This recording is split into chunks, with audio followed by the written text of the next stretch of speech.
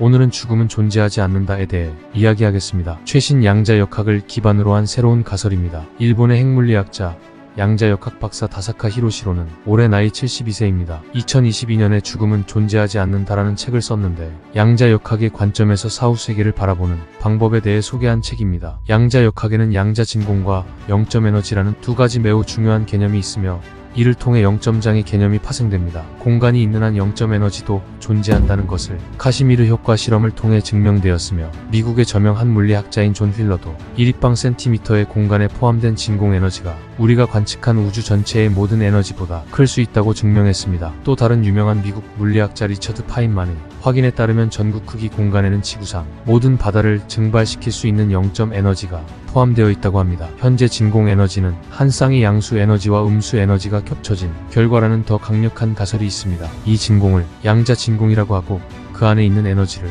영점 에너지라고 하며 이 영점 에너지에 의해 형성된 마당을 영점장이라고 하며 영점장의 우주 정보는 빛과 파동의 형태로 존재한다고 합니다. 다사카 히로시는 사후의 몸은 죽지만 영혼은 죽지 않는다고 보는데 이는 양자역학의 관점에서 볼 때 세상 모든 물질은 파동이고 에너지 진동으로서 육체도 마찬가지로 일종 에너지라고 합니다. 아인슈타인 지적 방정식의 질량과 에너지가 서로 변환될 수 있다는 것을 보여주는 것처럼 정신은 기본적으로 정보 조각이며 물질이 아니라 파동입니다. 사람이 죽은 후에도 파동 메시지는 결코 사라지지 않을 것이고 그 정보는 당신이 죽은 후에 당신의 의식파동이 영점장에 통합되고 홀로그램 3차원 프로젝션 3D 형태로 존재한다고 합니다. 왜 3D일까요? 우주의 모든 정보를 기록하는 정보가 3D이기 때문입니다. 3차원 정보는 3차원 구조로만 기록할 수 있고 영점장의 모든 정보는 3차원입니다. 그렇다면 왜 운해만 영점장의 정보를 읽을 수 있을까요? 운해는 3차원이고 좌뇌는 2차원이기 때문입니다. 세상 모든 물질은 파동이기 때문에 세상에서 일어나는 모든 일,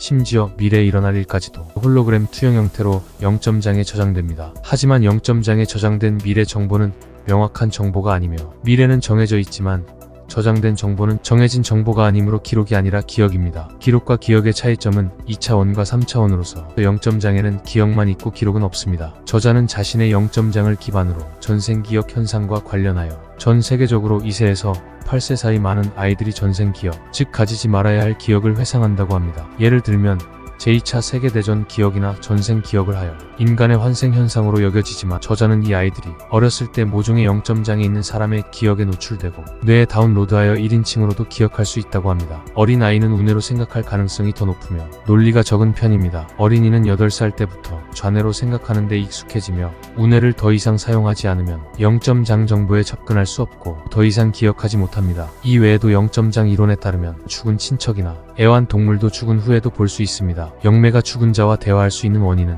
영점장에 죽은 자의 정보가 있고 또한 그 정보는 1인칭 과거 정보이기 때문입니다. 산 사람 미래 정보는 아직 기억을 생성하지 않았기 때문에 그 사람의 1인칭 기억, 즉 미래에 대한 정보는 없습니다. 영점장에는 모두 객관적이고 과거의 주관적인 정보가 많기 때문에 미래를 본다고 해도 미래의 사람들과 커뮤니케이션 할 수 없습니다. 다음으로 매우 중요한 질문으로 넘어가자면 영점장에서 무슨 일이 일어나고 있는지 어떻게 볼 수 있는가 하는 것입니다. 심령술사나 예언자처럼 태어날 때부터 읽을 수 있는 능력을 타고난 사람들을 제외하고는 나머지는 꿈을 통한 최면 명상입니다. 꿈을 꾸고 명상하고 최면 상태에서 사람들은 끌어당김의 법칙을 가질 가능성이 가장 높은데 사실 그것은 당신의 미래가 아니라 영점장의 정보이며 그것은 일어날 수 있는 어떤 미래입니다. 즉 미래의 많은 가능성이 영점장에 전부 있는데 어떤 일이 일어날 것인가는 끌어당김의 법칙에 따라 일어나는데 미래는 실제로 끌어당김의 법칙에 의해 좌우될 수 있으며 끌어당김의 법칙을 통해 이루어지는 이런 것들은 흔히 꿈이 이루어진다고 말하지만 외부인에게는 어떻게 보일까요?